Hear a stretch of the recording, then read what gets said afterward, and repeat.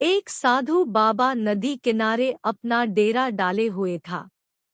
वहां पर वह दिन भर बैठा रहता और बीच बीच में ऊंची आवाज में चिल्लाता, जो चाहोगे सो पाओगे। उस रास्ते से गुजरने वाले लोग उस साधु बाबा को पागल समझते थे। वहां से गुजरने वाले लोग साधु बाबा की बात को सुनकर अनसुना कर देते और जो सुनते वह उस पर हंस देते थे।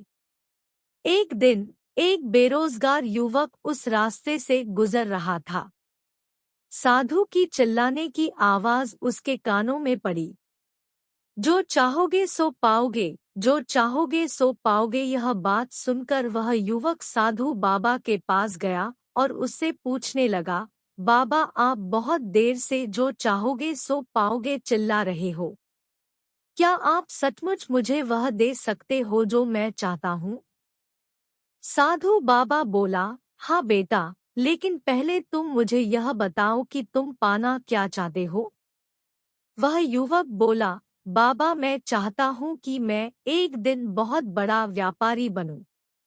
क्या आप मेरी यह इच्छा पूरी कर सकते हैं? बाबा बोले, बिल्कुल बेटा, मैं तुम्हें एक ऐसा हीरा और एक ऐसा मोती देता हूँ जिससे तुम जितने चाहो हीरे मोती बना सकते हो, अपना व्यापार बना सकते हो।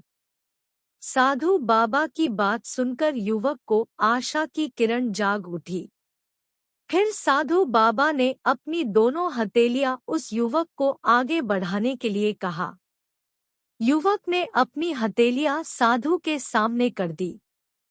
साधु ने पहले उसके एक हथेली पर अपना हाथ रखा और बोला, बेटा, यह इस दुनिया का सबसे अनमोल हीरा है, इसे समय कहते हैं। इसे जोर से अपने मुट्ठी में जकड़ लो। इसके द्वारा तुम जितने चाहो उतने हीरे बना सकते हो, जैसा चाहो वैसा व्यापार बना सकते हो। इसे कभी अपने हाथ से निकलने मत देना।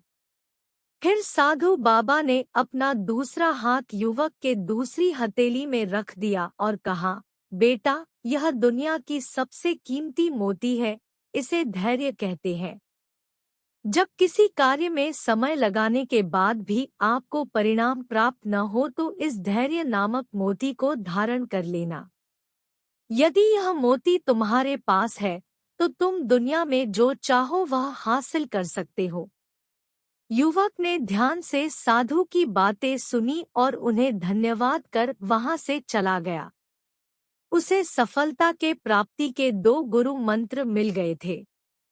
उसने निश्चय किया था कि अब वह कभी अपना समय नहीं बर्बाद करेगा और सदा धैर्य से काम लेगा।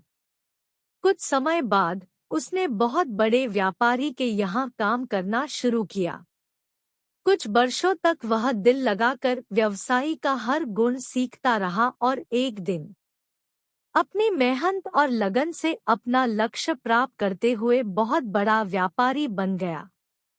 इस कहानी से हम यह सीखते हैं कि लक्ष्य प्राप्ति के लिए सदा समय और धैर्य रखना चाहिए।